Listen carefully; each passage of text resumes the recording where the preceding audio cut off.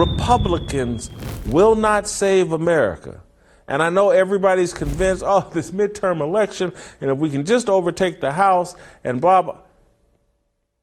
These people will bend because they're political people. And that's what political people, we're in this mess because they bend. Conservative. Again, I hear a lot of, oh, I'm a conservative. That's fine. And again, people call me a conservative. I've quit arguing about it, but I'm not a conservative. I'm a Christian American. That's it. If being a Christian American makes me a conservative, I'll live with that. But being a conservative is a political term that provides you ultimate flexibility. Being a Christian, I can be judged based off what's in that Bible, and people have every right to hold me to that standard and call me out when I slip on that standard. And I'm going to deal with that and live with it and repent when I don't meet those standards. I'm never going to run away from them. I'm never going to run away from that identity. People are running away from it because they want to make as much money as possible. They want to be popular. They want to get back in the good graces of Hollywood. They want to be uncanceled. And that's what this movie was about last night. Uncanceling. I think the Dallas Sonier, I think he was canceled too. At some point he was portrayed as a Me Too guy or somebody he worked for. They say he kept some sort of toxic culture that one of his employees or someone that worked with him, did some inappropriate sexual harassment type stuff. And so he basically got canceled. Gina Carano tweeted out some stuff and she got canceled. And so these people that are running over here to join forces with the Daily Wire, they're not doing it, in my view, because they really, really want to. They're doing it because they got canceled. And so there will be people that will argue that about me.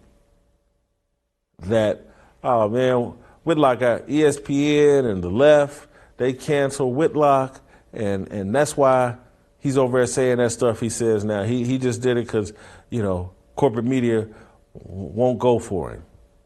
And they canceled him.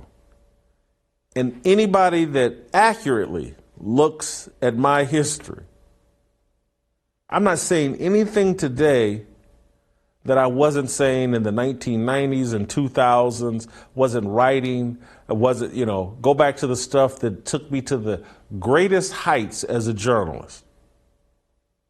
When the Scripps Howard Award and the National Journalism for Commentary, the only sports writer to ever win it, that got me on the Oprah Winfrey Show for 2 days.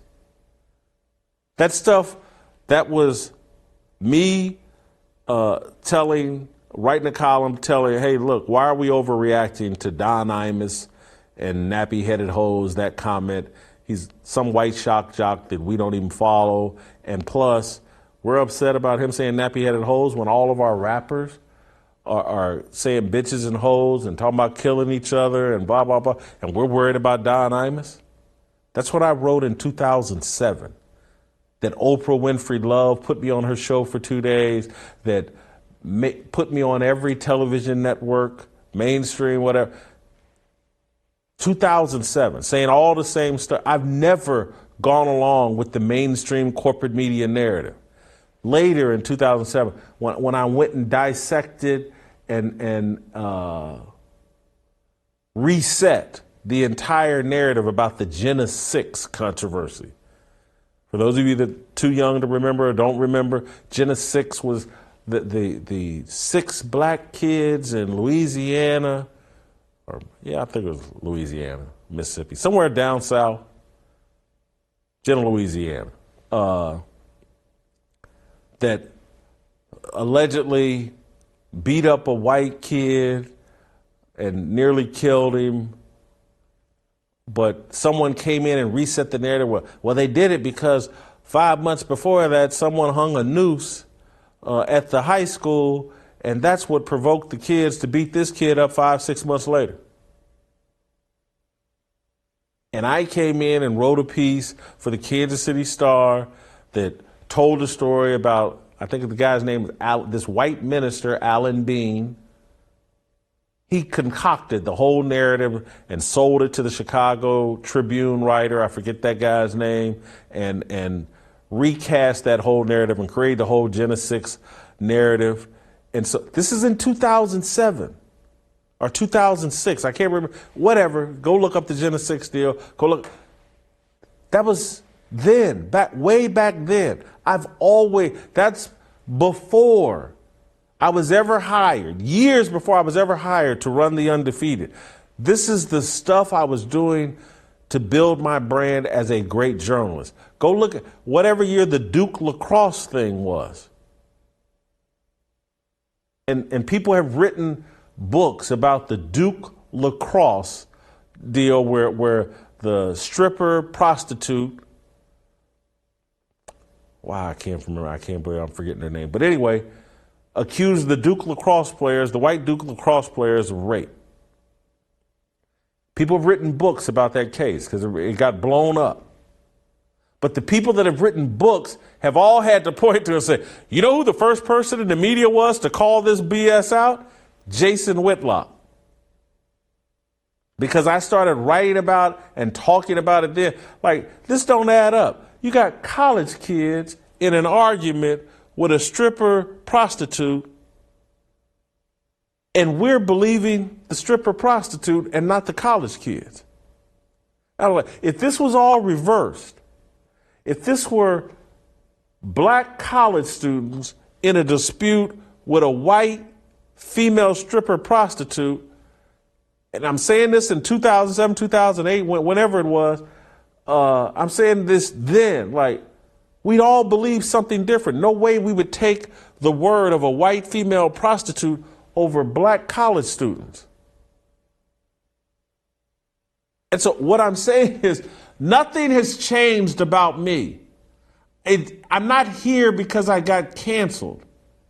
I'm here over at the Blaze and doing this Fearless show because of my values, my biblical values.